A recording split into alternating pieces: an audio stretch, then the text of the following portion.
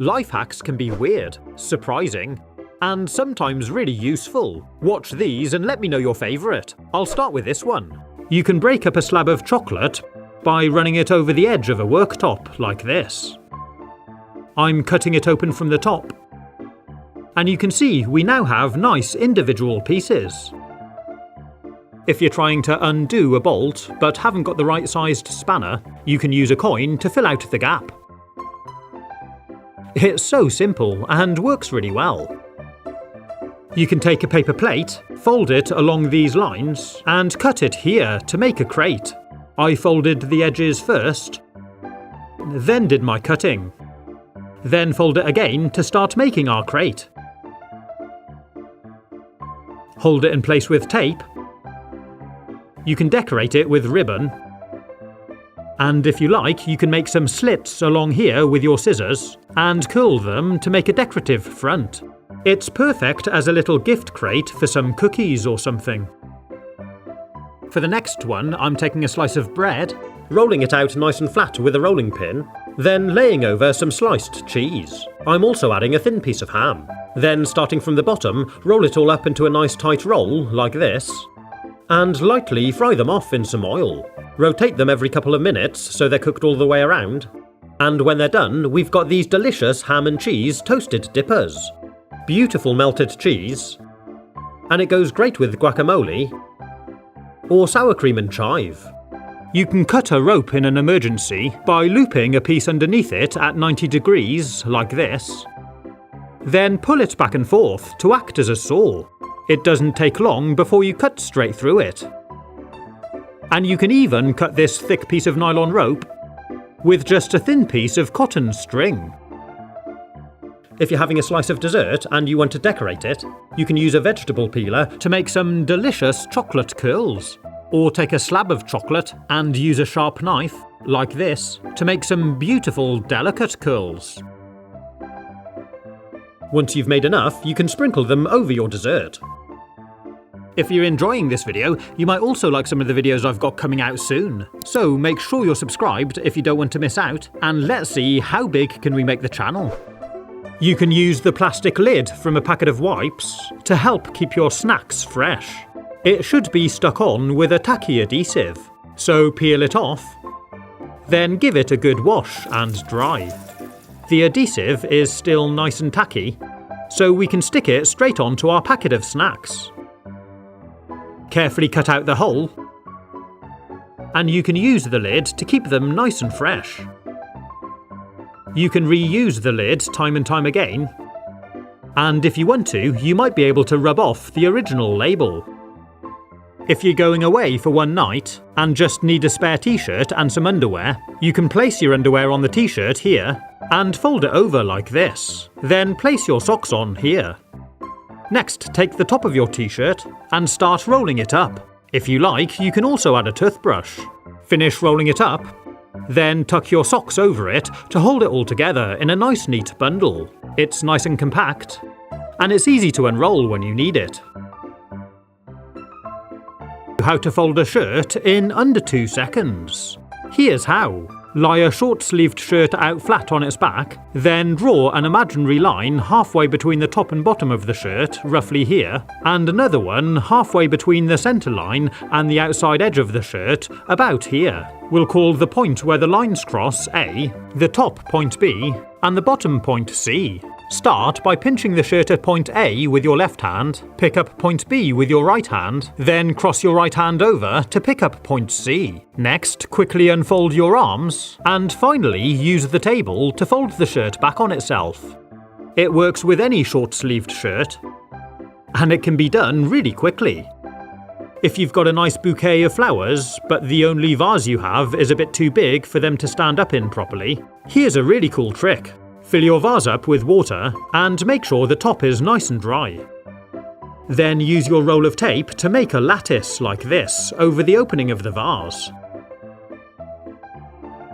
Then take your flowers, cut them to length, and stand them up in the vase in between the lattice. This helps them stand up straight and fills out the space. To cut a whole load of cherry tomatoes in half, place them on a plate, Put another one on top, like this, and run a sharp knife in between the plates. It's really quick and easy. If you need to draw a freehand circle, you can pivot the paper on the bony part of your wrist here.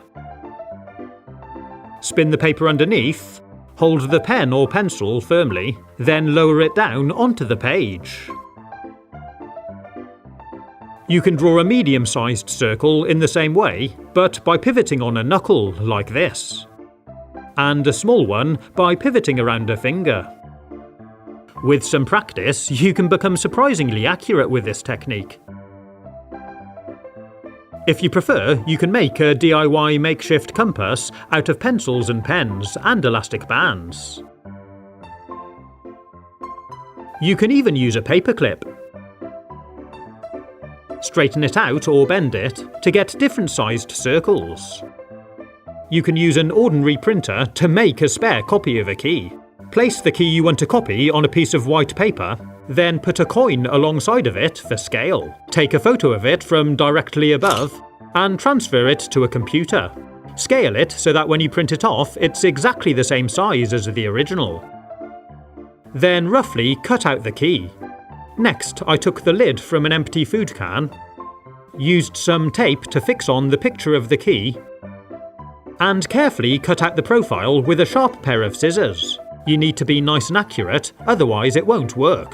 When you're done, it should look like this. Place it up against the original, and you can see it's exactly the same. This key was actually from a padlock, so I'll try it out. It takes a little bit of waggling, but it really does work. You can do a similar thing by heating up a key quickly over a flame to make it a black coating. It's probably best to use a pair of pliers to hold it, and let it cool down.